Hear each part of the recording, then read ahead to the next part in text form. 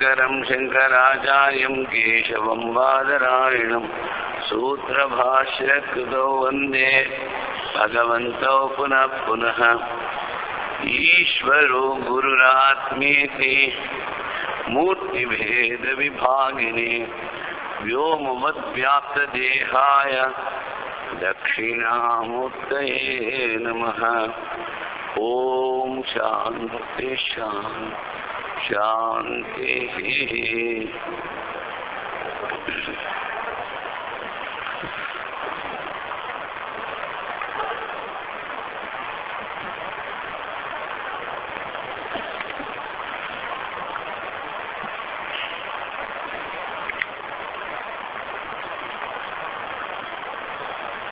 क्षेत्र क्षेत्रज्ञ विभाग योगमु क्षेत्रज्ञము చైతన్య ఆత్మ,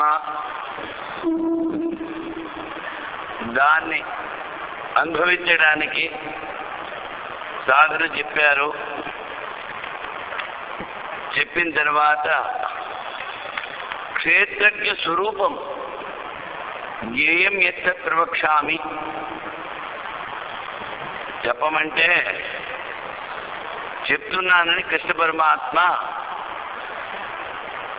అది సత్ కాదు అసత్ కాదు అన్నాడు. అన్నప్పుడు అయ్యా మీరు చెప్పినటువంటి సమాధానం సమంగా లేదు అంటే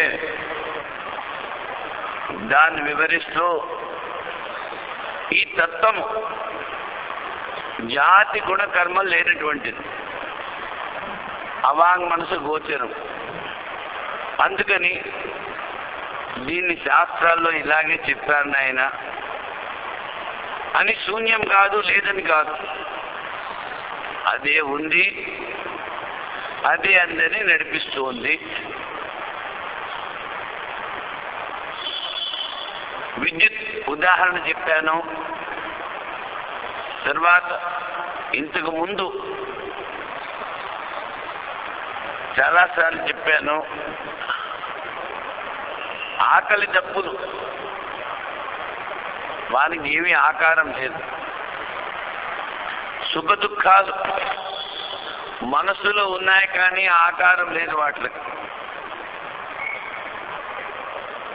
అవి మనం అనుభవిస్తున్నాము. అదేవిధంగా తీపి, చేదు, పులుపు ఇలాంటివి అనుభవిస్తున్నాము. అవి అనుభవించినప్పుడు సుఖ దుఃఖాలు కానీ ఈ గుణాలు కానీ మనస్సు తన ఆకారాన్ని పొందుతోంది. ఇది తీపిగా ఉంది, ఇది పుల్లగా ఉంది, నా మనసులో దుఃఖం ఉంది, నా మనసులో సుఖం ఉంది, ఇలాంటివి చెప్తున్నాం. అంటే నిత్య అనుభవంలో ఉన్నటువంటి అనేక వస్తువులు కూడా నిరాకారములే. వాటిని ఏ విధంగా అనుభవిస్తున్నారో అదే విధంగా ఈ చైతన్య ఆత్మను కూడా మీరు అనుభవిస్తున్నారు. అందుకని దాన్ని చెప్పే విధానం ఇదే అని యాజ్ఞవల్క్య మైత్రేయుల యాజ్ఞవల్క్య గార్గ్య సంవాదం కూడా చెప్పాను. ఆ తర్వాత పరమాత్మ అంటున్నాడు, ఇంద్రియాలన్నింటినీ కూడా ప్రకాశింపజేస్తోంది, అన్నిటినీ అదే ధరిస్తోంది. ధారణ శక్తి సూర్యుడు కాని, చంద్రుడు కాని, నక్షత్రాలు కాని, నీలో ఉన్నటువంటి ప్రాణశక్తి కాని, అదంతా ధరించేటువంటిది, వహించేటువంటిది ఆ చైతన్యమే. కానీ అది నిర్గుణము, నిరాకారము, అసక్తము, అసంగం. అంటే ఇన్ని చేస్తున్నా దేనితోనూ దానికి సంబంధం లేదు. మరి ఇది ఎలాగ సంభవము అంటే వేదాంతంలో దృష్టాంతాన్ని ఇస్తారు. తాడు మీద పాము అన్నాం. తాడు అన్నది వివర్త ఉపాదాన కారణం, పాము అన్నది పరిణామి ఉపాదాన కారణము అంటారు. అజ్ఞానం వల్ల ఆ తాడు పాములాగా కనిపించింది. దాన్ని ఏమిటన్నారు? పరిణామి. అంటే మార్పు చెందేటువంటిది. తాడుని ఏమిటన్నారు? వివర్తము అన్నారు. వివర్తము అంటే అది ఉన్నట్టుగానే ఉంటుంది, అది మారదు. కానీ అది కనిపించదు. ఏ విధంగా అయితే అందరిలోనూ ఆత్మ ఉంది, అందరినీ నడిపిస్తూ ఉంది, కానీ దాన్ని అనుభవించలేకపోతున్నాం. ఆత్మ యొక్క ప్రతిబింబం మనస్సులో పడకపోతే వాణ్ణి శవము అంటున్నాం. అందుకని జాగ్రత్త అవస్థలో మనం శరీరము, ఇంద్రియాలు, మనస్సుతో పనిచేస్తున్నాము,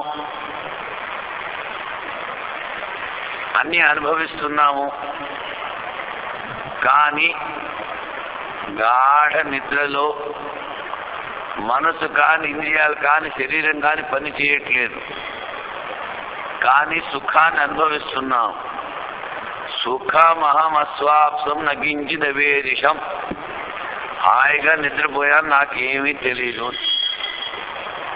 అనుభవం చైతన్యానికి ఉంటుంది కానీ జడానికి ఉండదు. ఆ చైతన్యము అసంగం. అంటే దాని ఉపస్థితిలో అన్నీ జరుగుతూ ఉంటాయి. అందుకని భగవద్గీతలో పరమాత్మ చెప్పాడు, మయాధ్యక్షేణ ప్రకృతి సూయతేస చరాచరం. నా అధ్యక్షతలో ఈ ప్రకృతి మాయ ఈ సృష్టిలో ఉన్నటువంటి చరాచరాలన్నింటినీ సృష్టి చేస్తోంది. అందుకని మాయ కానీ అజ్ఞానం కానీ పరిణామి ఉపాదాన కారణము అన్నారు. మారుతుంది, మారుతున్నట్లు కనిపిస్తుంది, కానీ అధిష్టానము, ఆశ్రయము, ఆధారము మారదు. అందుకనే ముందు కూడా చెప్పాను, మొత్తం 5 విషయాలు చెప్పాను. అస్తి భాతి ప్రియం. నువ్వు ఏ వస్తువుని ఈ ప్రపంచంలో తీసుకున్నా అది ఉంది, కనిపిస్తోంది, ఆనందాన్ని ఇస్తుంది. మిగిలిన 2 నామరూపాలు. నామరూపాలు మారుతూ ఉంటాయి. మారుతూ ఉన్నది సత్యము కాదు. మారది ఏదైతే ఉందో అదే నిత్యం, అదే ఆత్మ. దీనికి దృష్టాంతం కూడా చెప్పాను, మీకు గుర్తుండవచ్చు. ఏమిటి చెప్పాను? చెరుకు గడ. చెరుకు గడ అన్నప్పుడు దానికి ఒక రూపం ఉంది, దాని పేరు చెరుకు గడ. ఆ చెరుకు గడలో చెరుకు గడ ఉంది, కనిపిస్తోంది, తింటే ఆనందాన్ని ఇస్తుంది. ఈ 3 అధిష్టానమైనటువంటి ఆత్మగుణాలు. నామరూపాలు మారిపోతాయి, అది ప్రపంచం యొక్క స్వభావం. చెరుకుగడని రసం తీస్తే చెరుకుగడ లేదు, కానీ చెరుకు రసము ఉంది, కనిపిస్తూ ఉంది, తాగితే ఆనందాన్ని ఇస్తుంది, పచ్చకామలు ఉన్న వాళ్ళకి రోగాన్ని కుదురుస్తుంది. ఆనందం. నామము రూపము ఆకుపచ్చగా కనిపిస్తుంది, రసము చెరుకు రసం అంటారు. ఆ చెరుకు రసాన్ని బెల్లం కానీ పంచదార కానీ చేస్తే మళ్ళీ రూపం మారిపోయింది. పంచదార ఉంది, కనిపిస్తోంది, ఆనందాన్ని ఇస్తుంది. ఆ పంచదారతో మిఠాయిలు చేస్తే మళ్ళీ పంచదార నామరూపం మారిపోయింది. మిఠాయి ఉంది, మిఠాయి కనిపిస్తోంది, తింటే ఆనందాన్ని ఇస్తుంది. తిన్న తర్వాత మిఠాయి నామము లేదు, రూపము లేదు. అందుకని నామము రూపము మారుతూ ఉంటుంది. ఏదైతే మారకుండా ఉంటుందో, ఇప్పుడు మిఠాయి తిన్న తర్వాత మిఠాయి లేదంటాం కదా, కానీ మిగిలిన మిఠాయిలు, దుకాణంలో ఉన్న మిఠాయిలన్నీ అయిపోయా, ప్రపంచంలో ఉన్న మిఠాయిలన్నీ అయిపోయాయా? వాటల్లో అస్థిబాతి ప్రియం ఉంది. ఒక కుండ బద్దలు పోయింది అంటే, పగిలిపోయింది అంటే, ఇంకొక కుండలో అస్థిబాతి ప్రియం ఉంది. ఒక మనిషి పోయాడు అంటే అస్థిబాతి ప్రియం ఇంకో మనిషిలో ఉంది. అందుకని దీన్నే సత్యం జ్ఞానం అనంతం బ్రహ్మ అన్నారు. ఇది ఎవరిలోనూ మారదు, ఎక్కడా మారదు, దేనిలోనూ మారదు. ఏదైతే మారుతోందో అది నామరూపాలు ఉన్నటువంటిది ఈ ప్రపంచము. Changing thing is ever permanent అన్నారు. మారుతున్న వస్తువు ఎప్పుడూ నిత్యము కాదు. అందుకని వరల్డ్ ఈజ్ ట్రాన్సిటరీ. మారుతోంది నాయన, ఇది నిత్యం కాదు, ఇది తెలుసుకో. మారకుండా ఉండేది ఏది? ఒకటే వస్తువు. అందరిలోనూ, అన్నిట్లోనూ, అన్ని లోకాల్లోనూ, అన్ని దేవతల్లోనూ, అన్ని బ్రహ్మాండాల్లోనూ ఉన్నది ఒకటే వస్తువు, మారనదే ఆత్మ, అదే బ్రహ్మ, అదే నువ్వు. కనుక ఏమి చెప్పారు? అసక్తం సర్వకృత్యైవ నిర్గుణం గుణభోక్తుచ. నేను చెప్పుకున్నాం. తర్వాత బయట లోపల కూడా సమానంగా ఉంది ఆ పరమాత్మ, ఆ బ్రహ్మ చైతన్యము. అత్యంత సూక్ష్మము. సూక్ష్మ బుద్ధి ద్వారానే దాన్ని తెలుసుకోవాలి అన్నారు. అజ్ఞానులకి చాలా దూరంగా ఉంది, జ్ఞానికి తన హృదయంలోనే ఉంది. అందుకనే కృష్ణ పరమాత్మ ఏమిటన్నాడు? జ్ఞాని త్వాత్మయమతం. జ్ఞాని నా ఆత్మస్వరూపం. జ్ఞానవాన్ మాం ప్రపంచతే. జ్ఞాని నన్ను పొందుతాడు. జ్ఞానాకి దగ్ధ కర్మాణి భస్మసాత్ కురుతే అర్జున. ఒకసారి నువ్వు నీలో ఉన్నటువంటి చైతన్యాన్ని అనుభవించినట్లయితే సంచిత కర్మలు, ఆగామి కర్మలు ఉండవు. ప్రారబ్ధం ఎదుటికి వాడికి ఉన్నట్టుగా కనిపిస్తుంది. నీకు జ్ఞానం కలిగింది కనుక, నువ్వు ఆత్మలో నిశ్చయున్నావు కనుక నీకు దాని ప్రభావం ఉండదు. చూడండి, ఆగామి స్పృశించదు, సంచితము నశిస్తుంది. ప్రారబ్ధము ఇతరులకు ఉన్నట్టు కనిపిస్తుంది. వాడికి ఎందుకంటే మరి జ్ఞాని కదా. ఆత్మరతి ఆత్మక్రీడ ఆత్మనిష్ట, వాడు ఆ పరమాత్మ చింతనలో ఉంటాడు. ముందు చెప్పాను సదాశివ బ్రహ్మేంద్ర త్రైలింగ స్వామిని ఇలాంటి.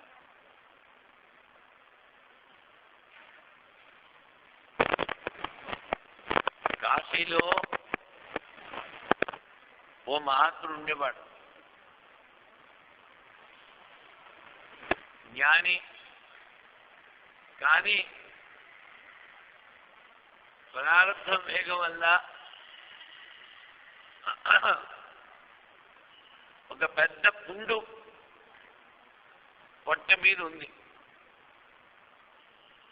ఎంతవరకు అయిందంటే ఆ పుండు అందులో పురుగులు తిరగడం మొదలుపెట్టాయి.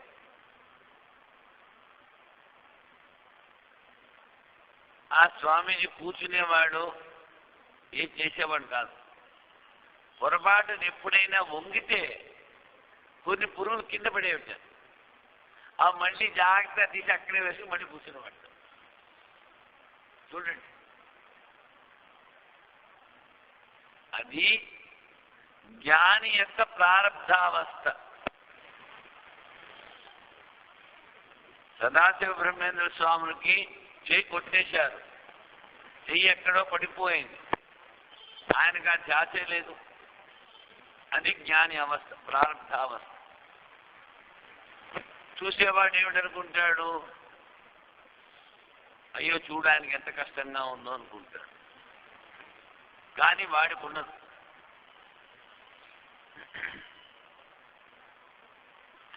మేము చూసాము అలాంటి స్వాముల్ని.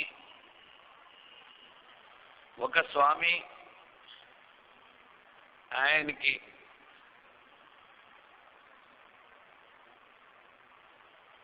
బెడ్ సోర్ రావడం మూలాన ఈ వెనకాల చాలా భాగం తీసేశారు. స్థూలకాయుడు, 12 అంగుళాలు పొడవు, 7 అంగుళాల వెడల్పు, 6 అంగుళాల లోతు మాంసం తీసేశారు. బెడ్ సోర్ అయింది. మరి అంత పెద్ద పుండుందే. 2 రోజులకోసారి మేము దగ్గరుండి దానికి డ్రెస్సింగ్ చేసేవాళ్ళం. ఆయన ఏమీ అనేవాడు కాదు. తర్వాత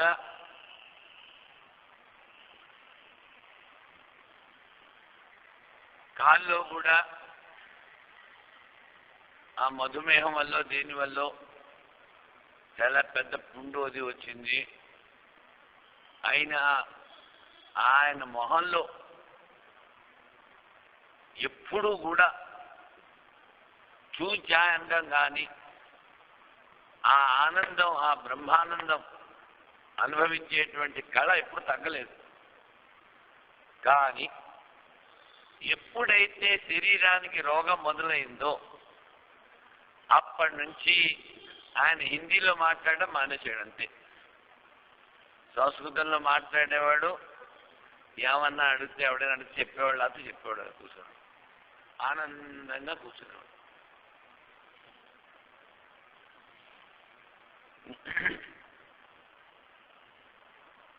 ఎందుకంటే వాళ్ళ మనస్సు ఆ ఆత్మలో లీనమైపోతుంది.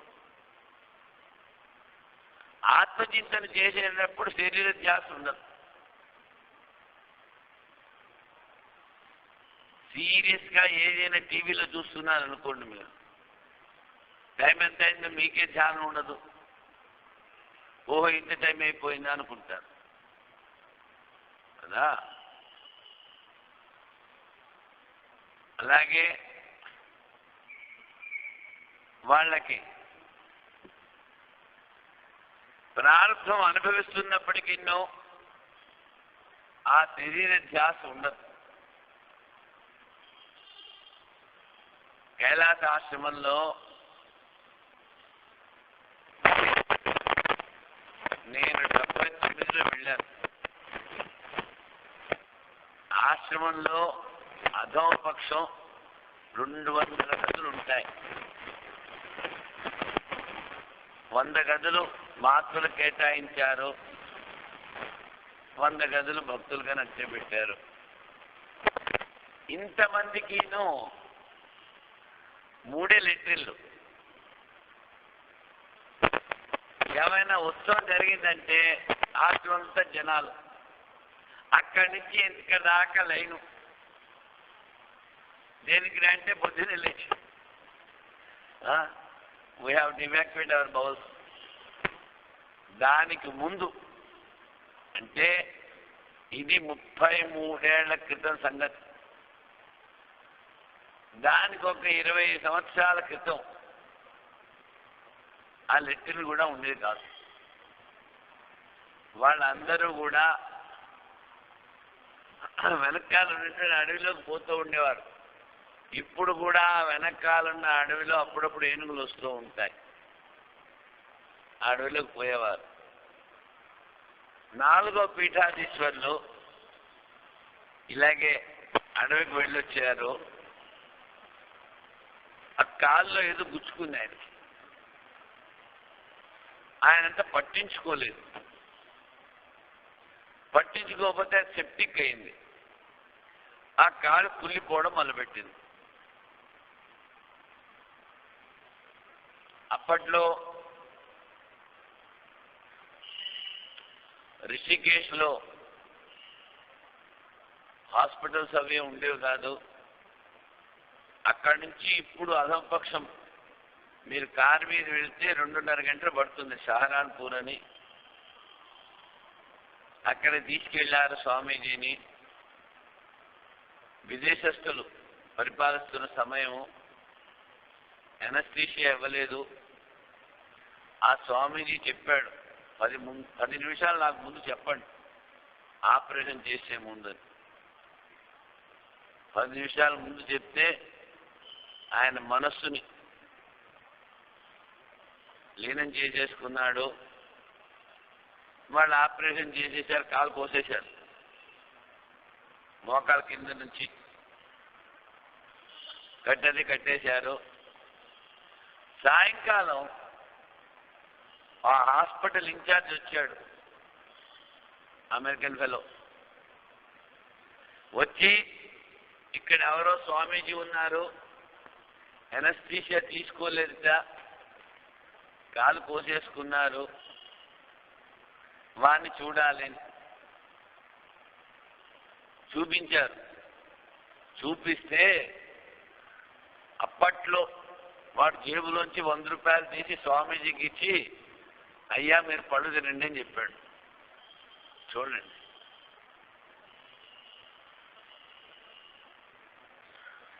అలాగా ఎలాగ చెయ్యగలిగారు అంటే చెప్పారు.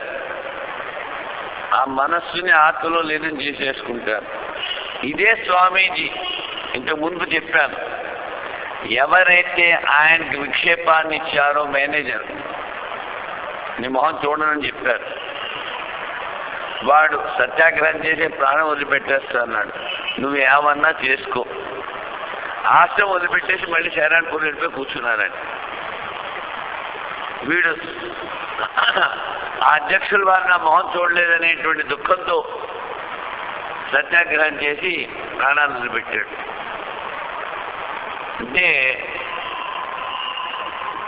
దృష్టాంతం చెప్పారు మీరు. ఏమిటి? మంగలి కత్తితో కూరగాయలు కోయకూడదు, కూరగాయలు కోసే కత్తితో గుడ్డు తీసుకోకూడదు. అంటే ఏమిటి? కూరగాయలు కోసే కత్తి అంటే వ్యవహారంలో ఉన్నటువంటి మనస్సు, మంగళ కత్తి అంటే పారమార్థికంలో ఆధ్యాత్మంలో ఉన్నటువంటి మనస్సు. అది ఇక్కడ పనిచేయదు, ఇది అక్కడ పనిచేయదు. వాళ్ళ స్థితి వేరు. పరమహంసవారు చెప్పేవారు, నేను సాధారణమైన జనాల్లో మాట్లాడాలి అంటే 3 భూమికలు 4 భూమికలు కిందకి దిగి వచ్చి మాట్లాడాల్సి వచ్చేది అనేవారు. చూడండి, ఇక్కడో ఎంత చేసినా శరీరాధ్యాసం పోదు. ఆ శరీరం నుంచి మనసును వేరు చేసి, ఇంద్రియాల నుంచి వేరు చేసి, దాన్ని ఏకాగ్రం చేసి, దాన్ని ఎప్పుడు ఆత్మలో లీనం చేసేటట్టు దానికి ఎంత సాధన చెయ్యాలి. కానీ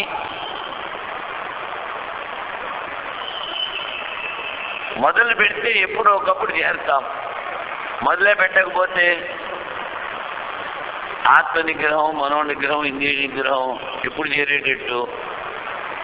అందుకని చెప్పింది ఏమిటంటే శ్రవణం, శాస్త్రం తెలుసుకోవాలి, తెలుసుకున్న దాన్ని మననం చేస్తూ ఉండాలి అన్నారు. అప్పుడు కానీ అది అనుభవంలోకి రాదు. అత్యంత సూక్ష్మము. అందుకని అర్జునుడు అడిగినప్పుడు పరమాత్మ ఏం చెప్పాడు? అభ్యాసేన కౌంతే వైరాగ్యేణ గృహ్యతే. అయినా వైరాగ్యం ఉండాలి, మనసులో కానీ బహిరంగంగా కానీ.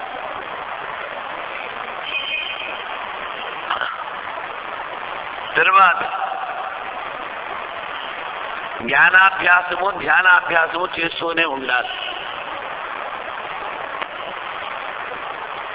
ఇంతవరకు నేను చెప్పుకున్నాము.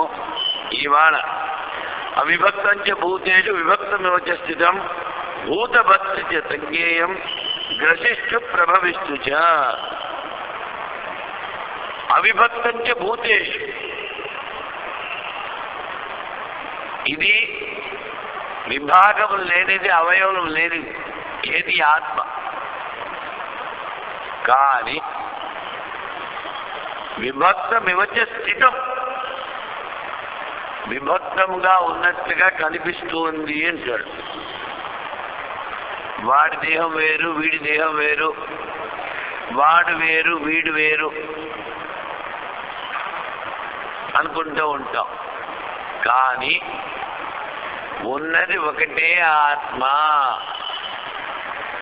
అందరిలోనూ ఒకటేలాగా ఉంది.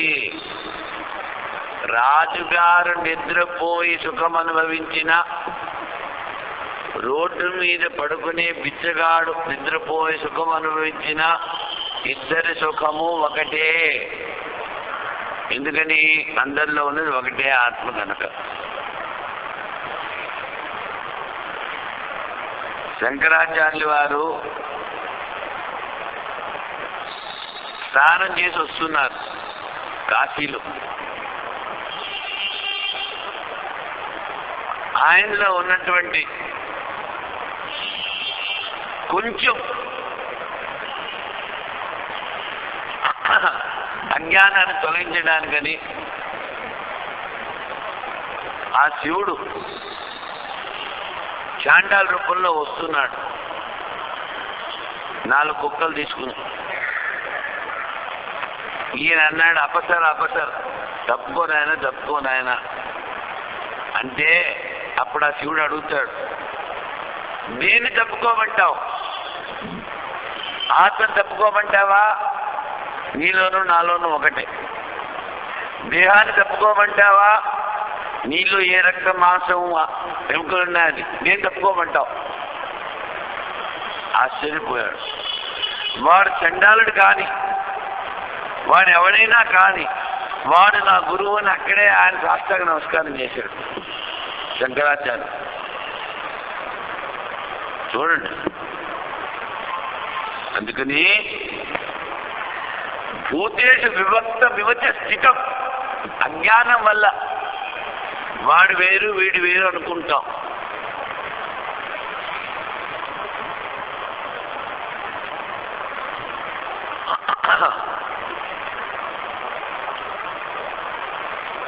మహాభారతంలో కథ వస్తుంది.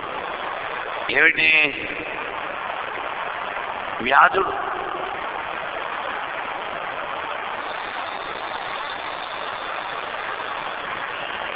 ఒక పండితుడు అరణ్యంలో కూర్చొని తపస్సు చేసుకుంటూ ఉంటాడు. వాడి మీద కొంగ రెట్ట వేస్తుంది. అటు చూస్తే ఆ కొంగ కాస్త కాలిపోతుంది. ఓహో, నేను చాలా స్థితి సంపాదించాను అనుకుంటాడు. అని వెళ్ళి ఒక ఇంటికి వెళ్ళి భిక్షం అడుగుతాడు. ఆవిడ అంటుంది, కూర్చొని ఆయన అంటుంది. కళ్ళు ఎర్ర చేస్తాడు. అప్పుడు ఆవిడ అంటుంది, ఆ చెట్టు మీద ఉన్న కొంగను కాదు నేను, నువ్వేం చేసి వచ్చావో నీ నిర్వాహకంతా నాకు తెలుసు, మాట్లాడకుండా కూర్చో, భిక్ష కావాలంటే మా భర్త గారికి సేవ చేసి వస్తాను, ఆ తర్వాత నీకు పెడతానని. ఇదేమిట్రా బాబు, నేను ఎక్కడో చేసింది ఈవిడికి ఎలా తెలుసు అనుకున్నాడు. అని కూర్చున్నాడు. నీకు జ్ఞానం కావాలి అంటే ఫలానా గ్రామంలో మాంసాన్ని అమ్మేటువంటి వాడు వ్యాధుడున్నాడు, వాడి దగ్గరికి వెళ్ళుంటుంది. వెళ్తాడు. వెళ్తే వాడు కూర్చోమంటాడు. అంటే పొద్దు నుంచి సాయంకాలం వరకు ఆ మాంసాన్ని అమ్ముకున్నాడు, ఇంటికి తీసుకెళ్ళాడు, మళ్ళీ కూర్చోమన్నాడు. తల్లిదండ్రులకి సేవ చేసి ఆ తర్వాత వానికి భోజనం పెట్టి దాన్ని భోజనం చేసి అప్పుడు అడుగుతాడు,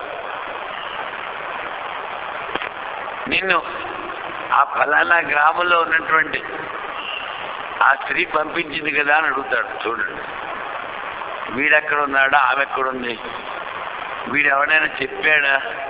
చెప్పలేదు. అప్పుడు ఆ తల్లిదండ్రులకి చేసిన సేవ ద్వారా మనకి ఆత్మజ్ఞానం కలిగింది. వాడి వృత్తి అడ్డం వచ్చిందా, వాడి వర్ణం అడ్డొచ్చిందా?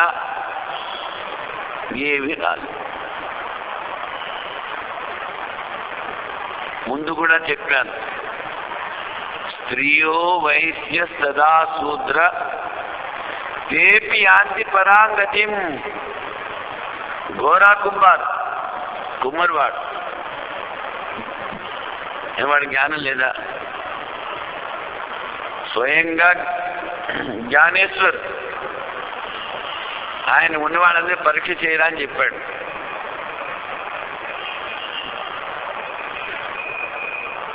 అందుకని ఇక్కడ ఎవరు కావాలనుకున్నారో ఆ పరమాత్మే నాకు కావాలి, ఇంకేం వద్దు అని తీవ్రమైనటువంటి వైరాగ్యంతో, తత్పరతతో, శ్రద్ధతో ఇంద్రియాలను నిగ్రహించుకున్నవాడు తెలుసుకోగలడు. ముందు కూడా చెప్పాను, యద్భావం తద్భవతి. ఏమిటి కావాలి, నీ భావన ఏమిటి అది తెలుసుకో. ఈ ఆత్మ విభక్తం కాదు నాయన,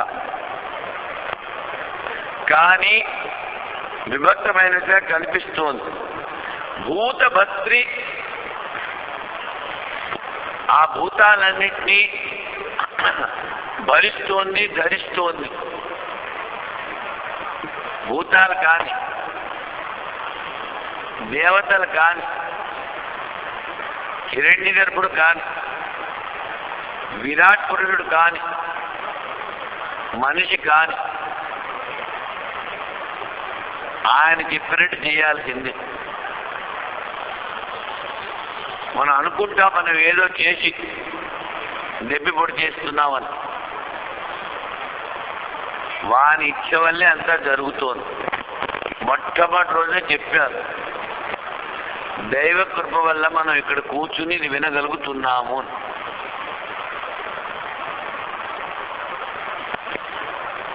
దైవేచ్ఛా ప్రవర్తతే. దీనికి కూడా మీకు చెప్పే ఉంటాను. చెప్పినా ఇంకోసారి వినండి పర్వాలేదు, దీని అభ్యాసము అన్నారు. చెప్పిన విషయాన్ని రిపిటిషన్ మధ్య మధ్యలో మళ్ళీ చెప్తూ ఉండాలి. ఏడు చెప్పాను? శంకరం శంకరాచార్యం కేశవం బాదరాయణం. ఈ శంకరాచార్యులు ఎవరు? సాక్షాత్ శంకరుడు. సృష్టి స్థితి లయాలు చేసేటువంటి లయానికి అధిపతి అయినటువంటి ఆ శంకరుని అవతారం శంకరాచార్యులు. ఆయన సంకల్పం ఏమిటి? బ్రహ్మసూత్రాలకి రాసినటువంటి భాష్యం మీద వార్తికం రాయించాలని. మరి అయ్యిందా? అవ్వలేదు. ఎందుకు అవ్వలేదు? ఇది ప్రశ్న. శంకరం శంకరాచార్యం అన్నప్పుడు సాక్షాత్ శంకర స్వరూపుడే. మరి ఆయన సంకల్పం ఎందుకు నెరవేరలేదు అంటే, నాయన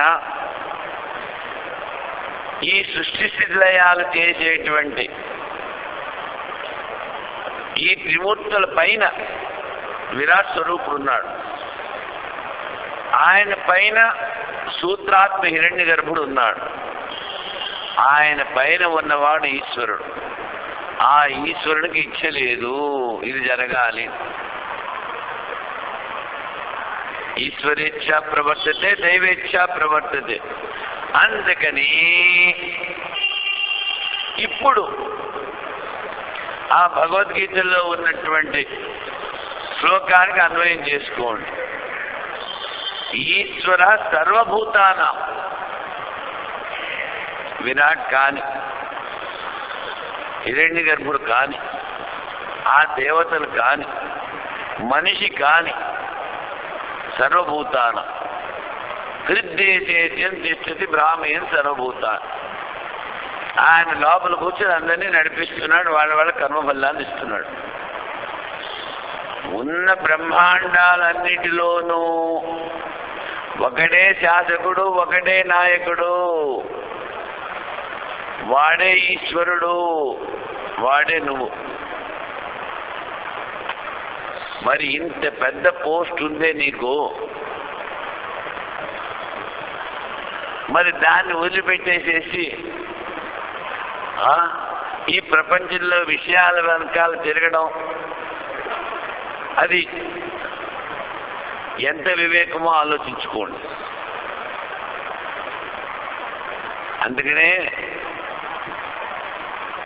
మా శాస్త్రంలో చెప్తారు ఏమిటి, చేతిలో రసగుల్లా పెడితే ఆ రసగుల్లా కింద పారేసేట, ఆ చేతికి అంటున్న తీపి నాకుతున్నట్టు. బాగుందా? ఇంకా చెప్తారు, సముద్ర పొట్టును తిరుగుతున్నప్పుడు వజ్రాలు దొరికితే అవన్నీ పారేసేసి ముత్యాలును గాజు ముక్కలు ఏరుకుంటున్నట్టు. అదేవిధంగా మనలో ఉన్నటువంటి ఆ ఆనంద సాగరాన్ని వదిలిపెట్టేసేసుకుని ఆనందం బయట వెతుకుతాం. అది పనికిరాదు. ఎందుకంటే అందరిలో ఉండి అందరినీ నడిపిస్తున్నటువంటి ఆ పరమాత్మ భూతభర్త్రి, అన్ని భూతాల్ని కూడా భరిస్తున్నాడు. తజ్ఞేయం, దాన్ని తెలుసుకోవాలి నాయన. ఆత్మావారే ద్రష్టవ్య శ్రోతవ్యో మంతవ్యో నిధిధ్యాసితవ్య. ఇంత వేదాంతం చెప్తున్నామే, ఇదేమి గాడిద గుర్రం కథ, లేకపోతే ఏదో కథ? నీ కథ. నిన్ను నీవు ఎలా ఉద్ధరించుకోవాలి, ఇంతే వేదాంతం. అందుకని తద్గేయం, నీలో ఏ చైతన్యం ఉందో దాన్ని తెలుసుకోనాయనా. అదే అందరినీ నాశనం చేసేటువంటిది. అదే ఈ సర్వప్రపంచాన్ని కల్పిత రూపంగా చూపించేటువంటిది. అందుకనే గ్రసిష్ఠ ప్రభవిష్ఠ అన్నారు.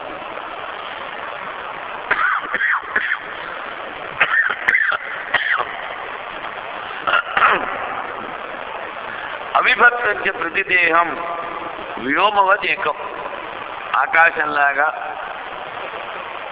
అది అవయవాలు లేనిటువంటిది. సర్వప్రాణులు విభక్త మధ్య స్థితం, ప్రాణుల్లో విభాగమైనట్టుగా కనిపిస్తోంది అంతే, కానీ అది విభాగం కాదు, ఒకటే ఆత్మ.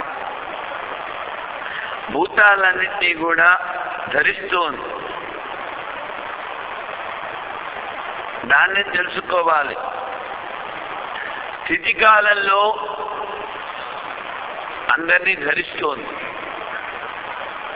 ప్రళయకాలంలో అందరినీ నాశనం చేస్తోంది. ఉత్పత్తి కాలంలో అందరినీ పుట్టిస్తూ ఉంది. ఎలాగా అంటే తాడి మీద పాములాగా అన్నాడు. తాడు మీద పాము భూత భవిష్యత్ వర్తమాన కాలాల్లో లేదు, కానీ కనిపిస్తుంది. అదే విధంగా నీలో ఉన్నటువంటి నీ ఆత్మని నువ్వు తెలుసుకోలేనంత వరకు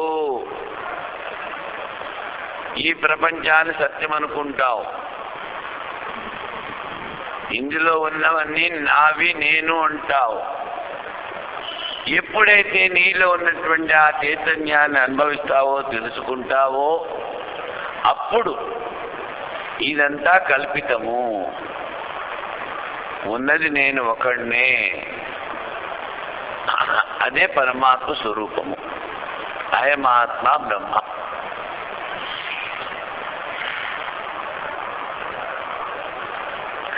మరి అన్ని చోట్ల ఉందంటున్నావు కదా. అందరిలో ఉంది, అవును.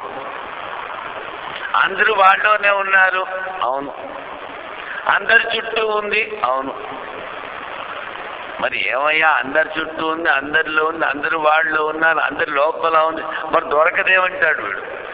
పూర్వాది అంటాడు, సర్వత్ర విద్యమానపి సన్ న ఉపలభ్యతే చేత్. అంటే ఎందుకని? కిం తర్హి, అదే తెలుసుకోవాలి ఆయన. జ్ఞేయం జ్యోతిషామపి తజ్జ్యోతి తమస పరముచ్యతే జ్ఞానం జ్ఞేయం జ్ఞానగమ్యం హృది సర్వస్య విష్ఠితం.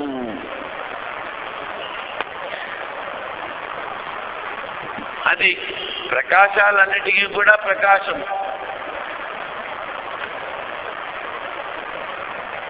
ప్రతి వాళ్ళకి 3 శరీరాలు ఉన్నాయని చెప్పాను. ఆది భౌతికము, ఆది దైవికము, అధ్యాత్మం. గంగ, కనిపిస్తున్నటువంటి గంగ అది ఆది భౌతికం. ఆది దైవికము శంతనుడితో ఉండి భీష్ముడిని ఉత్పత్తి చేసింది, అది ఆది దైవికం. అధ్యాత్మము ఒకటే ఆత్మ అందరిలో ఉంది. అదేవిధంగా చెప్పాను, సూర్యుడు, కనిపించేటువంటి సూర్యగోళకము ఆది భౌతికము. యమధర్మరాజు, శనిదేవుడు, ఆ యమున, నర్మద, వాళ్ళిద్దరూ పుత్రికలు, వీళ్ళిద్దరూ పుత్రులు. వీళ్ళని ఉత్పత్తి చేసినప్పుడు ఆయన ఆది దైవిక స్వరూపుడు. అదే స్వరూపము కుంతికి కర్ణునిచ్చింది. అదేమిటిది? ఆది దైవిక స్వరూపం. అధ్యాత్మం అన్నట్లోనూ ఒకటే. యోసావసౌ పురుష సోహమస్మి. నీలో ఏ చైతన్యం ఉందో నాలో అదే చైతన్యం ఉంది నాయన. గాయత్రి జపము ఉంటున్నాం మనం. ఆ గాయత్రి జపము అంటే గాయత్రి ఛందస్సు. దేవత ఎవరు? సూర్యుడు కదా. ఆ సూర్యుడిలో ఏ పరమాత్మ ఉన్నాడో నాలోనూ ఆ పరమాత్మే ఉన్నాడు అని చెప్తున్నారు. బృహదారణ్యకోపనిషత్తులో ఆ గాయత్రి మంత్రాన్ని స్తుతి చేస్తూ చెప్పారు. ఎంతవరకు చెప్పారంటే, గాయత్రి మంత్రానికి 4 పాదాలు. గాయత్రి జపం చేసేటువంటి వాడు ఈ పృథివీనంతా దానం పట్టితే వాడికి 1 పాదం యొక్క పుణ్యం మాత్రమే పోతుంది. పృథివీలో ఉన్నటువంటి అందరి జనాల యొక్క పుణ్యపాపాలు దానం పడితే 2వ పాదం పోతుంది. అన్ని బ్రహ్మాండాల్లో ఉన్నటువంటి దేవతలు అందరి యొక్క పుణ్యపాపాలు దానం తీసుకుంటే 3వ పాదం పోతుంది. మరి అన్ని లోకాలు అన్ని బ్రహ్మాండాలు పోతే ఇంకే ఉంది తీసుకోవడానికి దానం? ఏమీ లేదు. అయినా 1 పాదం వాడికి ఎప్పుడూ పుణ్యం మిగిలే ఉంటుంది అని చెప్తుంది. ఇంత ప్రశంస చేశారు గాయత్రి మంత్రాన్ని. అందుకని మననాత్రాయతే ఇది మంత్ర. దాన్ని మననం చేస్తూ ఉంటే అది మనని రక్షిస్తుంది. ఇంకా చెప్పాను, శబ్దంలో అచించమైన శక్తి ఉంది. తిడితే ఎవడైనా తిడితే వాడిని కొడతాడు. ఎందుకని? అపశబ్దాన్ని ప్రయోగించావు అంటాడు. ఆ శబ్దం వాళ్ళలో ఉన్నటువంటి రక్తాన్నంతా వేడి చేసి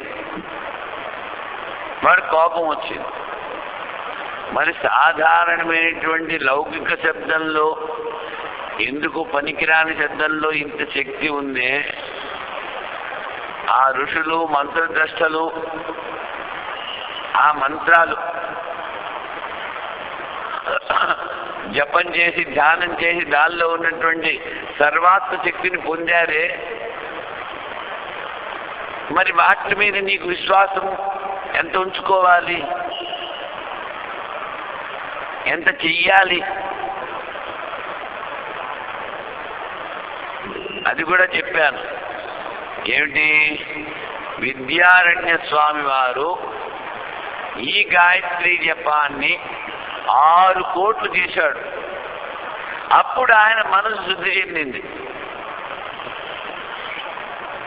మరి మనం ఎంత చేస్తే అవుతుంది? లెక్కలేదు. మన యొక్క పూర్వజన్మ వాసనల మీద అది ఆధారపడి ఉంటుంది. మనం ఎంత తీవ్రంగా ఎంత భావంతో మనం దాన్ని చేస్తున్నామో అంత త్వరగా మన మనసు శుద్ధి చెందుతుంది. అది పరమాత్మ చింతన చేయగలదు. మరి ఇప్పుడు మనసులో అనేక కల్మషాలు ఉన్నాయి కదా, పరమాత్మ చింతన ఎలా చేస్తాననేటువంటి బాధ అక్కర్లేదు. ఎంత మనసు ఉంటే అంత మనసుతోనే చేసుకోమన్నాడు. చేస్తున్న కొద్దీ మనసులో ఉన్నటువంటి కల్మషాలన్నీ తగ్గుతాయి. నీకు ఆ పరమాత్మ మీద శ్రద్ధ విశ్వాసము, ఆ పరమాత్మ మీద భక్తి జ్ఞానం అని పెరుగుతాయి. బ్రహ్మానంద స్వామిని ఎవరు అడిగారు, అయ్యా సంపూర్ణమైనటువంటి శ్రద్ధ విశ్వాసం ఎప్పుడు వస్తుంది అని. ఆయన అంటాడు, ముందు మూఢ విశ్వాసము మూఢ శ్రద్ధ పెట్టుకుని నువ్వు మొదలుపెట్టు. నీకు పూర్తిగా జ్ఞానసిద్ధి కలిగినప్పుడు 100% శ్రద్ధ ఉంటుంది అని చెప్పాడు. చూడండి, ఇది వేదాల్లో చెప్పింది, ఇది నన్ను రక్షిస్తుంది అనేటువంటి శ్రద్ధ విశ్వాసం చేస్తూ ఉండాలి. శ్రద్ధావాన్ లభతే జ్ఞానం. ఆ శ్రద్ధ ఉన్నవాడికి అస్తిత్వే ఉపలబ్ధవ్య, ఆ పరమాత్మ ఉన్నాడు, నాలోనే ఉన్నాడు అనేటువంటి విశ్వాసంతో కనుక నువ్వు చేసినట్లయితే నీకు త్వరగా దొరుకుతాడు. యమే వైష వృణితే తేన లభ్య, ఎవడైతే అదే పరమాత్మ కావాలనుకుని ఆ విధంగా సాధన చేస్తున్నాడో వాడికి తన స్వరూపాన్ని చూపిస్తాడు. చూడండి, ఇప్పుడు అందరూ అంటూ ఉంటారు, ఏమిటి ఈ పరమాత్మ కృప ఎలాగా అంటే, నేనేమి చెప్పాను ఉదాహరణ, నువ్వు భోగిపెట్ట వేశావు, ఇంట్లో కూర్చుని నాకు చలి పోవట్లేదంటే పోతుందా? ఆ భోగిమంట దగ్గరికి వెళ్ళాలి. అదే విధంగా దాని దగ్గరికి వెళ్ళిన కొద్దీ నీకు వేడి ఎక్కువ తగులుతూ ఉంటుంది. ఆ పరమాత్మ చింతన చేసిన కొద్దీ నీకు ఆయన కృప నీ మీద ఎక్కువ అవుతూ ఉంటుంది. గ్యారంటీ ఇచ్చాడు కదా, యోగక్షేమం వహామ్యహం అనన్యాసింతో మాం ఏ జనా పరిభాషిత అని చెప్పాడు కదా. దాని మీద విశ్వాసం ఉంచుకోవాలి. విశ్వాసం ఉంచుకుని చేసిన రోజున అన్నీ చక్కబడతాయి. ఇంకా చెప్పాను, తాపిగా కూర్చుని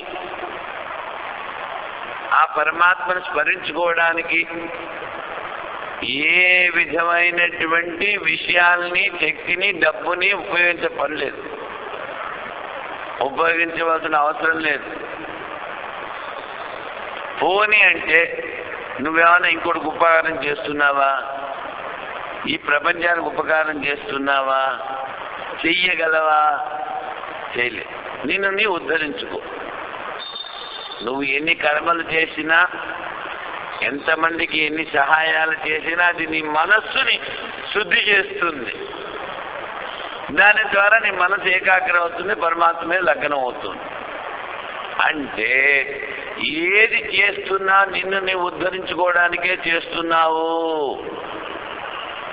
నువ్వు ఎవరికి ఏమి చేయలేవు నాయన. ఆ కృష్ణుడు వచ్చాడు, ప్రపంచాన్ని మార్చేశాడా? రాముల వారు వచ్చారు, ప్రపంచాన్ని మార్చేశాడా?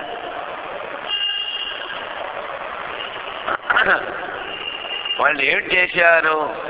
ఈ విధంగా కనుక ధర్మాన్ని పాలించినట్లయితే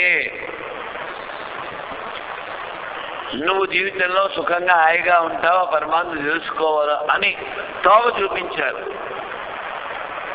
కేవలము 12 మంది ఋషులు మాత్రమే ఆ రాముల వారిని తెలుసుకోగలిగారు. బాగుందా? వీడు పరమాత్మ స్వరూపుడు అని. మిగిలిన వాళ్ళు ఎవరు తెలుసుకోలేదు. గౌతముడి దగ్గరికి వెళ్తాడు. గౌతముడు ఎవడు? వేదవ్యాసుల వారి గురువు గారు, తర్కశాస్త్రి, నైయాయికుడు. ఈ వేదవ్యాసులు బ్రహ్మసూత్రాలు రాస్తూ ఆ తర్కాన్ని ఖండించాడు. తర్కం ద్వారా పరమాత్మని నువ్వు పొందలేవు. నైషా తర్కేణ మతిరాపనేయా. దాంతో గౌతముడు కోపం వచ్చింది. ఈ వేదవ్యాసులు వెళ్ళి ఆయనకు నమస్కారం చేస్తే, నువ్వు నా శిష్యుడు పోయి నా దగ్గర చదివి నన్ను ఖండన చేశావు, నీ మొహం చూడను అన్నాడు. అయ్యా, ఒక అక్షరం చెప్పినా వాడు గురువు గారు, వాడి డ్యూటీ. అందుకు నేను వచ్చి మీకు నమస్కారం రోజు చేస్తూనే ఉంటాను, కాళ్ళు పట్టుకుని. చూడడం చూడకుండా ఉండడం మీ ఇష్టం అన్నాడు. ఎవరు? వేదవ్యాసుడు. ఈయన ఏం చేశాడు? కాళ్ళ గంటలు కట్టేసుకున్నాడు, గాంధారిలాగా. అది కళ్ళ గంటలు కట్టేసుకుని కాళ్ళల్లో కన్నులు పెట్టుకున్నాడు.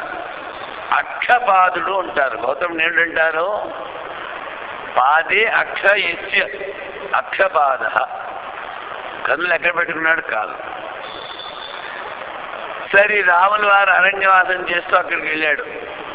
అక్కడికి గౌతముడు ఆశ్రమాన్ని. తర్కశాస్త్రి కదా, అందుకని అన్నాడు వన సామానాధికరణ, వనానికి వెళ్ళమన్నారా, వనత్తావచ్ఛేన్న వనానికి వెళ్ళమన్నారా అని అడిగాడు రాముల వారు. అయ్యా ఇది ఏమి భాష అన్నాడు రాముల వారు. దీని తర్కం అంటారు అన్నాడు. దీని అర్థం ఏమిటి అన్నాడు. వన సామానాధికరణ వనము అంటే ఒక వనం, వనత్వావచ్ఛేన్న వనము అంటే సకల వనాలు. ఈ ప్రపంచంలో ఉన్న వనాలన్నీ నువ్వు తిరగలేవు. వనత్వావచ్ఛేన్న వనం నువ్వు వెళ్ళలేవు. వన సామానాధికరణం అంటే ఒక వనం అంటే ఇప్పటికి నువ్వు అనేక వనాలు దాటి వచ్చావు కనుక నీ వనవాసం అయిపోయి నీ ఇంటికి వెళ్ళిపో ఉంటాడు రాముల వారు. బాగుందా? ఇది తర్కం. అంటే రాముల వారు అంటాడు ఈ తర్కం ఎవడైతే చదివాడో వాడు బృందావనంలో నక్క అయ్యి ఊ అంటూ అరుస్తూనే ఉంటాడు శాపం పెట్టాడు. అప్పుడు అక్కడ ఉన్నటువంటి శిష్యులందరూ కూడా ఆయన కాళ్ళ మీద పడితే ఎవడైతే తర్కం చదివిన తర్వాత వేదాంతం చదివి ఆ వేదాంతాన్ని మననం చేసుకోవడానికి తర్కాన్ని ఉపయోగిస్తాడు వాడు నక్కై పుట్టాడు అన్నాడు. ఎవరు? రాముల వారు. శృతిమత తర్కోనుసంధీయత, శృతుల్లో చెప్పినటువంటి వాక్యాలని దృఢపరుచుకోవడానికి మాత్రమే తర్కాన్ని ఉపయోగించుకోవాలంట. అంతేకాని అడ్డదిడ్డమైన తర్కం ఈ గౌతములా చేయకూడదు. ఇప్పుడు గౌతముడు చెప్పినటువంటి వనవాసం రాముల వారు ఏంటన్నారు? అయ్యా నేను పితృవాక్య పరిపాలకుండా మా తండ్రి గారు 14 ఏళ్ళు అన్నారు, 14 ఏళ్ళు వనవాసం చేస్తాను అని చెప్పాడు. అంటే ఎందుకు చెప్పానంటే తర్కము ద్వారా ఆ పరమాత్మని నువ్వు తెలుసుకోలేవు. అందుకని ఆ గౌతముడు తర్కశాస్త్రి, వాని శిష్యుడు వేదవ్యాసుడు. మళ్ళీ వేదవ్యాసుడు శిష్యుడు జైమిని. ఆయన ఏమిటి పట్టుకున్నాడు? పూర్వమీమాంస పట్టుకున్నాడు. కర్మకాండ ఏమిటంటాడు? ఈశ్వరుడు లేడు. వేదవాక్యం చెప్పింది దశపూర్ణమాసాభ్యాం స్వర్గకాము ఏచేత, యాగం చేసిన వాడు స్వర్గానికి పోతాడు, స్వర్గమే మోక్షము అంటాడు వాడు జైమి. భగవద్గీతలో ఏమిటి చెప్పారు? క్షీణే పుణ్య మత్స్యలోకం విశంతి. అయ్యా స్వర్గానికి వెళ్ళిన తర్వాత అక్కడ నీ పాపం కనుక పుణ్యం కనుక పూర్తిగా అయిపోతే మళ్ళీ నేను కింద దోసేస్తాను. నహుషుడు ఇంద్రుడయ్యాడా? ఇంద్రుడైన తర్వాత ఏమిటైంది? మళ్ళీ కొండచిలు వేయాడు. ఇంద్రుడంతటి వాడు స్వర్గానికి కింద పడవలసి వచ్చింది. క్షీణే పుణ్యే మత్స్యలోకం విశంతి. అందుకని నాయన స్వర్గం మోక్షం కాదు. ఆ స్వర్గాన్ని సృష్టించిన వాడు, ఆ స్వర్గంలో ఉన్నటువంటి ఇంద్రుడిని, వాయువుని, అగ్నిని నడిపించేటువంటి వాడు శాసకుడు. భీషాస్మాద్వాత భవతే భీషోదేతి సూర్య. ఆ పరమాత్మ భయం వల్లే వీళ్ళందరూ పనిచేస్తున్నారు, లేకపోతే పనిచేయరు. భయపడిన వాడు ఎవడు? వీడు మనిషి. 5:30కి సూర్యోదయం అయితే వీడు మెల్లిగా 8:30కి లేస్తాడు. ముందు ఒకసారి చెప్పాను మీకు. ఏమిటి? కుచేలినం దంతమలావధారిణం బహ్వాసినం కటుభాషిణం సూర్యోదయే చ సూర్యాస్తమయే చ శాయినం శ్రీరపి విముంచతి చక్రపాణి. ఈ 5 చేయకూడదు అన్నారు. ఇవి చేస్తే ఆ విష్ణుదేవుడు చేసిన లక్ష్మి వదిలిపెట్టి వెళ్ళిపోతుంది. శ్రీరపి విముంచతి చక్రపాణి. శ్రీ అంటే లక్ష్మి. ఏమిటి? ఇవాళ కట్టుకున్న బట్టలు ఉతికేసి మళ్ళీ రేపు పట్టుకోవాలి. సూర్యోదయం ముందు దంతధావనం చేసుకోవాలి. దొరికింది కదా అని తేరగా దొరికింది కదా అని ఎక్కువ తినకూడదు. కటుభాషిణం అగ్నిర్వాగ్ భూత్వా ముఖం ప్రావిశత్. నీ ముఖంలో ఉన్నటువంటి వాడు ఏమిటి? అగ్నిదేవుడు. దాన్ని కఠోరంగా కనుక నువ్వు మాట్లాడినట్లయితే ఎదుటివాడి హృదయాన్ని తీపి చేస్తుంది. అందుకని చాలా మృదువుగా మాట్లాడాలి. జిహ్వా మే మధుమత్తమా, నా నోట్లోంచి ఎప్పుడూ తేనె పలుకులే ఒలకాలి అని వాడు ప్రార్థన చేస్తున్నాడు. కఠోర భాషణం బహ్వాసనం సూర్యోదయేతి సూర్యాస్తమయేతి సాయనం. అంటే మీరు అనొచ్చు, అలా చేసే వాళ్ళ దగ్గర కూడా చాలా పెద్ద లక్ష్మి ఉంది కదా అని. వాడికి ఎంత కావాలో అంత ఇంకా దొరకలేదు, ఇంకా ఎక్కువ దొరికేది వాడి కనుక ఈ నియమాలు పాలించినట్లయితే. ఇంకా అంటారు మన వాళ్ళు, ఆ రాజనైతిక నేతలందరూ ఇన్ని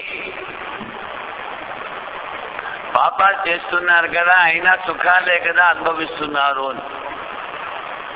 అయ్యా, వాడు పూర్వకాలంలో పూర్వజన్మలో చేసినటువంటి పుణ్య ఫలితాన్ని ఇప్పుడు అనుభవిస్తున్నాడు. ఆ పుణ్యం నశించగానే తప్పిమని చేస్తాడు. ఈ ఇందిరాగాంధీ చావలేదా? రాజీవ్ చావలేదా? సంజయ్ చావలేదా? ఇప్పటివరకు ఉన్నాడు. టపామని వచ్చి 18 గుళ్ళు ఎన్నో కొట్టాడు ఆ ఇందిరాగాంధీ. ఏమిటైంది? పాపం పండింది. అంటే ఏమిటి? ఆ పరమాత్మ చాలా పెద్ద నీకు అవకాశం ఇస్తాడు. దాన్ని నువ్వు సద్వినియోగం చేసుకోలేదు, ఒక్కసారి తప్పి మళ్ళీ అవుతాడు అంతే. ఈ మధ్యన వాడేవాడు తెచ్చాడు, వాడేవాడు హెలికాప్టర్లో తెచ్చాడే రాజశేఖర్. ఏమిటి చేశాడు? వెంకటేశ్వరరావుకి 7 కొండలు ఎందుకు, 3 కొండలు చాలే అన్నాడు. సరే నొక్కి పెట్టేశారు. మళ్ళీ రెండోసారి వచ్చాడు ఎలక్షన్ అయ్యి, రెండోసారి మళ్ళీ ఆ పేపర్ తీసుకురమ్మన్నాడు, ఇది అమల్లో పెడదామని. దాన్ని కొద్ది రోజుల తర్వాత వచ్చాడు. అంటే పుణ్యం ఎవరికైతే ఉందో ఆ పుణ్య ఫలితాన్ని వాడు అనుభవిస్తూ ఉంటాడు. అందుకని వాడు ఎన్ని పాపాలు చేసినా పూర్వజన్మలో ఉన్నటువంటి పుణ్యం ఉంది కనుక వాడికి ఏ విధమైనటువంటి బాధలు అవి ఎప్పుడు కలగవు. ఆ పుణ్యం నశించగానే వాడికి, అందుకని అతి తీవ్రమైనటువంటి పుణ్యం కానీ పాపం కానీ 3 సంవత్సరాల్లో, లేకపోతే 3 నెలల్లో, లేకపోతే 3 పక్షాల్లో, 3 రోజుల్లో బయటపడుతుంది. అనేది చాలా మంది ఏంటి దొంగతనాలు చేసిన వాళ్ళు, కూనీకోళ్ళు వాళ్ళు ఒకసారి పట్టుబడిపోతారు 2 రోజుల్లోనూ 3 రోజుల్లోనూ. అంటే ఇంతవరకు చేసింది వాడి పాపం పండింది అనమాట. అందుకని ఎవడో ఇలాగ ఉన్నాడు, నేను ఒక్కొక్కసారి చాలా కఠినంగా మాట్లాడతాను. ఎందుకు అంటే విషయం తెలుసుకుని మీరు అమల్లోకి తెచ్చుకుంటారనే ఉద్దేశంతో. వాడు ఫలానా వాడు పెద్దవాడు, వాడు ఇవన్నీ ఆచరించట్లేదు కదా, నేనెందుకు ఆచరించాలి అంటాడు.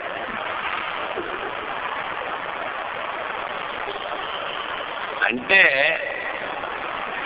వాడు తప్పుడు పనిచేసి పాపాన్ని అనుభవిస్తే, పాపాన్ని మూట కట్టుకుంటూ ఉంటే, ఆ శాస్త్రాన్ని ఒప్పుకోకుండా నువ్వు కూడా పాపం మూట కట్టుకోవాలనుకుంటున్నావా?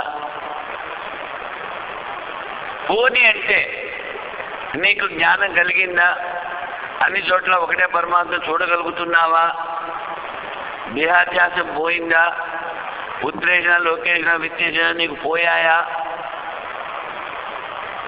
వాడిలా చేశాడు, నేను ఎందుకు ఇలా? సరి, కృష్ణుడు గోపికలతో ఆడాడు, నేను వెళ్ళి క్లబ్లోకి వెళ్ళి ఆడాలతో ఆడకూడదు. ఏదో ఒకటే పట్టుకుని అన్ని ఎందుకు పట్టుకోవు? వాడు కాలిది నాగ మీద నాట్యం చేశాడు, నువ్వు మామూలు నాట్యం కాపించు, నాట్యం చేసి చూపించు, ఆ తర్వాత నీకు కావాల్సింది చేసుకో. అంటే డెవిల్ కోటింగ్ ది స్క్రిప్చర్స్. ఆ భూతం కూడా తన పని చేసుకోవడానికి వేదాలు కోట్ చేస్తుంది. నేను వాడెవడో అలా చేసాడు, అలా నేను చేస్తాను అంటే వాడికి ఉన్నటువంటి సామర్థ్యం నీకుందా? లేదు. ఆయన అసంగుడు, నీలో అంత అసంగం ఉందా? అందుకని మనం ఎప్పుడు ఏం చెప్తారు, పుల్ని చూసి నక్క వాత పెట్టుకుంది, పులి అయిపోతుందా? అందుకని తస్మాత్ శాస్త్రం ప్రమాణంతే కార్యాకార్య వ్యవస్థితౌ శాస్త్ర విధానోక్తం జ్ఞాత్వా కర్మ కర్తుమిహారసి.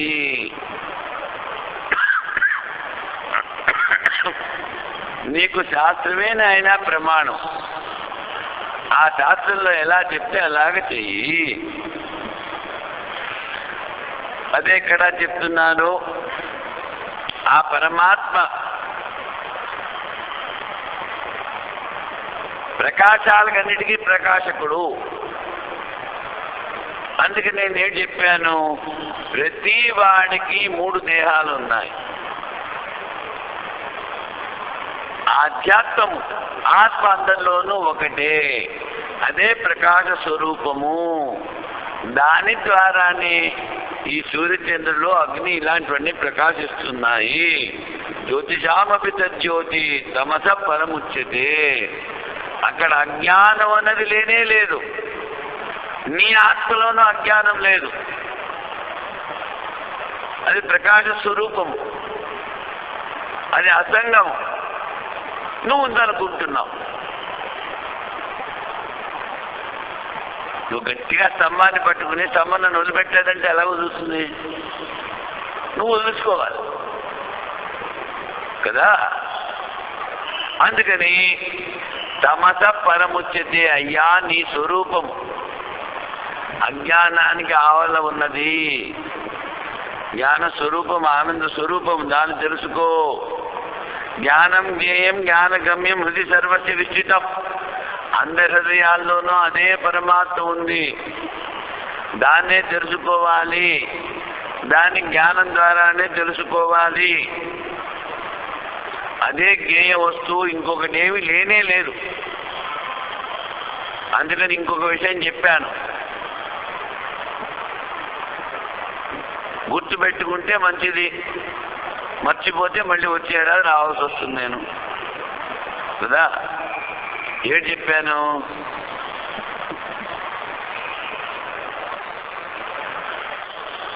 గురుకృప, దైవకృప, శాస్త్రకృప అందరి మీద ఉన్నాయి. ఏమిటి లేదు? ఆత్మకృప. తన మీద తనకి కృప లేదు. అందుకని బ్రహ్మైవ సన్ బ్రహ్మాప్యేతి, మొదటి నుంచి కూడా వాడు జ్ఞానస్వరూపుడే, ఆత్మస్వరూపుడే, బ్రహ్మస్వరూపుడే. కానీ నేను జీవుడిని అనుకుని నేను బంధనంలో ఉన్నానని పిచ్చోదల ప్రపంచంలో తిరుగుతూ ఉంటాడు. ఉన్నది అసలు వదిలిపెట్టేశాడు, కొసరు పట్టుకున్నాడు.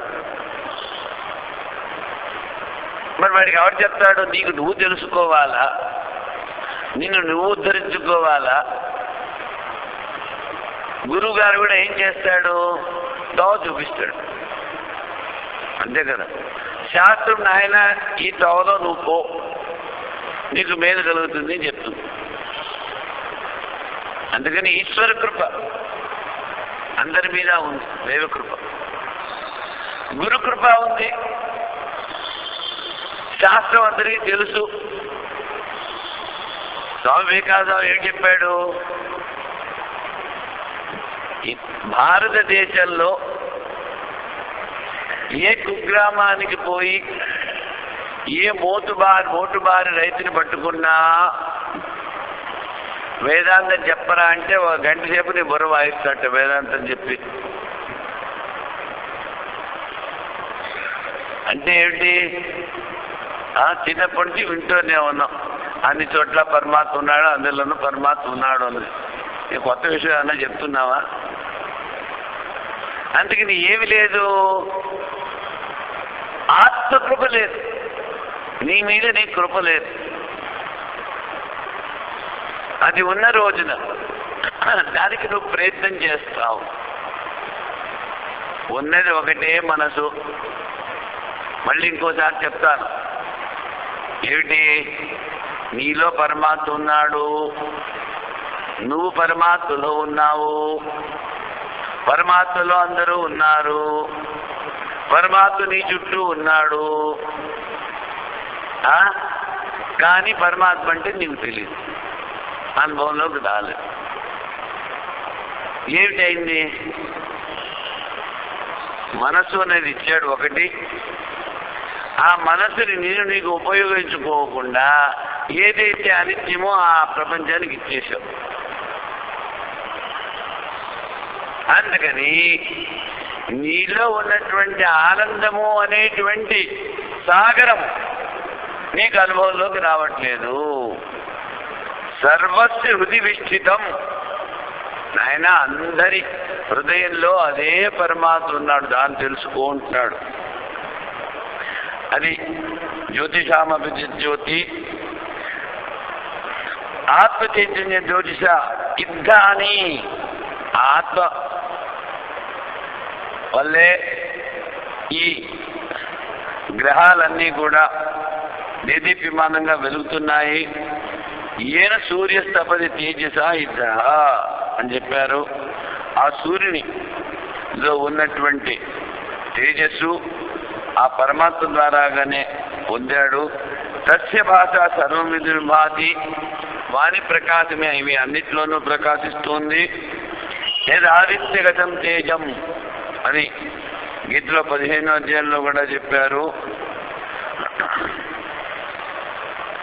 ఈ ఆత్మ అన్నది, జ్ఞానము అన్నది అజ్ఞానంకి ఆవల ఉన్నది. అజ్ఞానంతో దానికి ఏమీ పని లేదు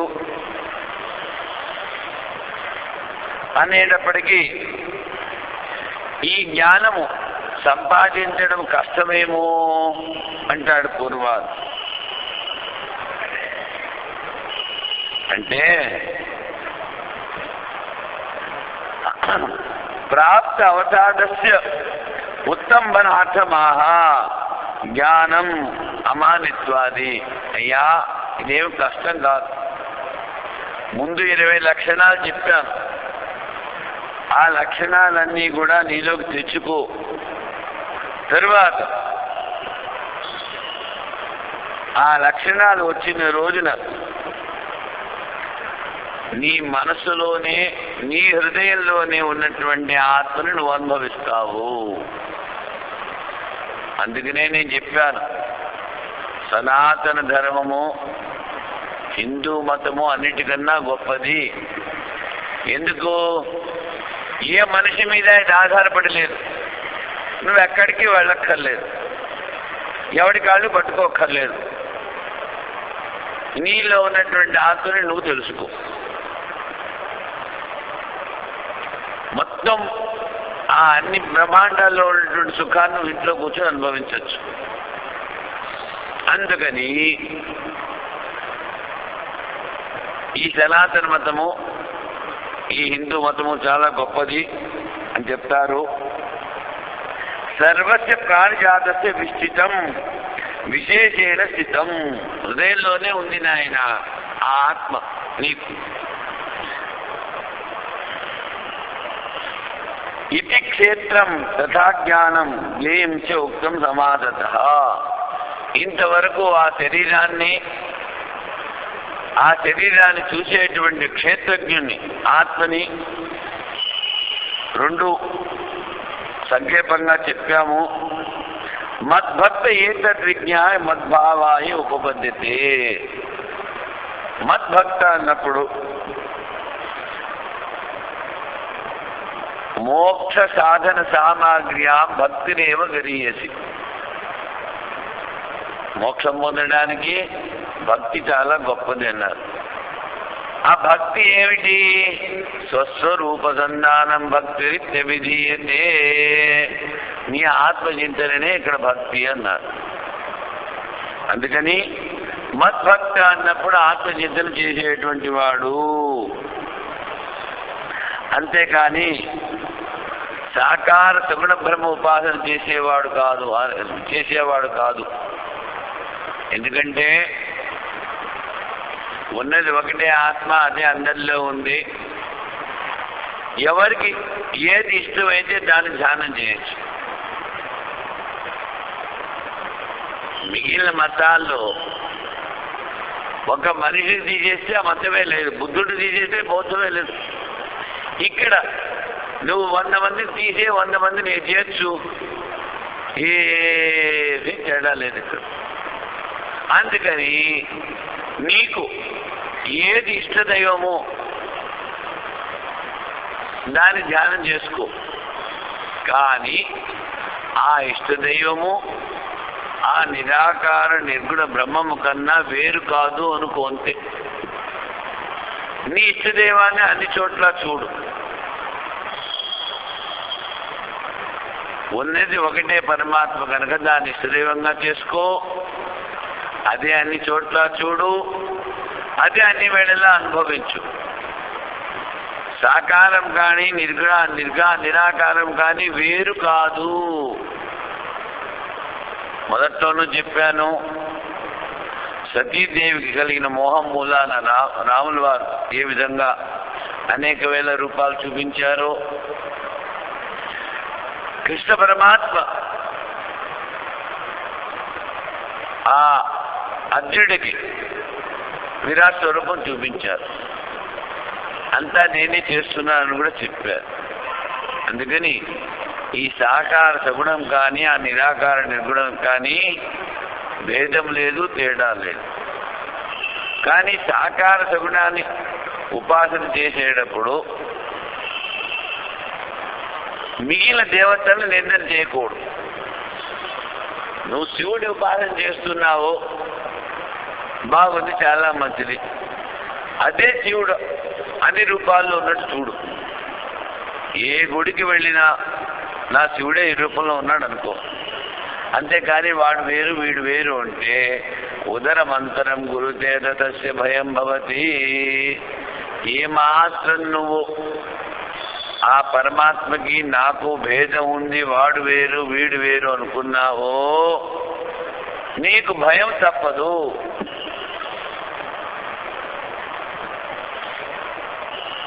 అందుకే ఇక్కడ చెప్తున్నాడు మద్భక్త. మద్భక్త అంటే మయి ఈశ్వరే సర్వజ్ఞే పరమ గురువు. ఈశ్వరుడు సర్వజ్ఞుడు. సర్వజ్ఞుడు సర్వశక్తివంతుడు ఎవడు? ఒకడే పరమాత్మ, 10 మంది లేదు. వాడికి నువ్వు పూర్తిగా సమర్పణం అయిపో.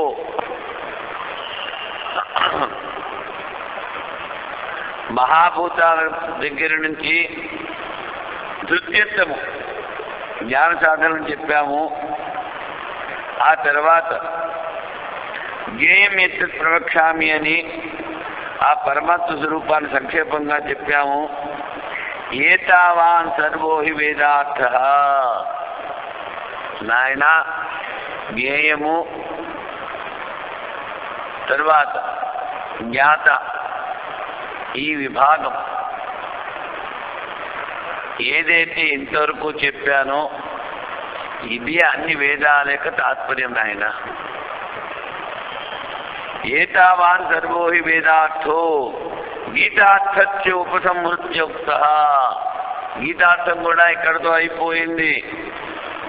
అస్మిన్ సమ్యక్ దర్శనే కో అధిక్రియతే.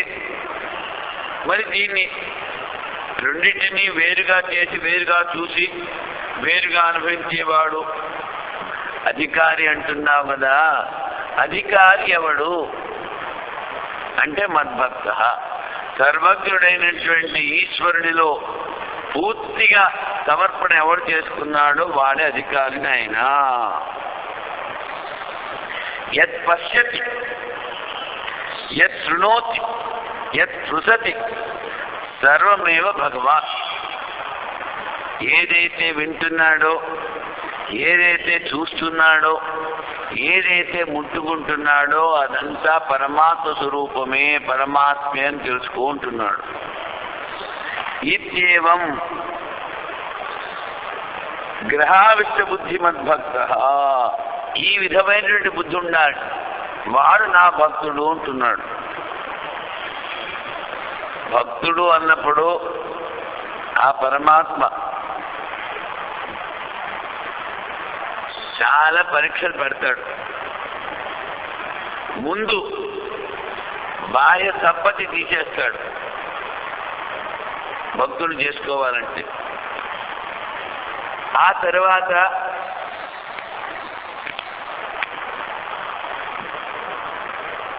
ఉన్నటువంటి శరీరం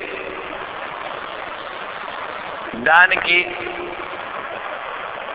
రోగాలు, అప్పుడు కూడా వాడు పరమాత్మని చింతన చేస్తూ ఉంటే తర్వాత మనస్తాపం, ఎందుకంటే మనసుతో యుద్ధం చేయాలి కదా, విక్షేపం, అది దాటితే కొంచెం భక్తి ఇస్తాడు చూడు. అందుకని మద్భక్త ఎవడు ఏది చూసినా ఏది వినినా ఏది ముట్టుకున్నా అంతా పరమాత్మ స్వరూపమే అని అనుభవించేవాడు నా భక్తుడు అంటున్నాడు.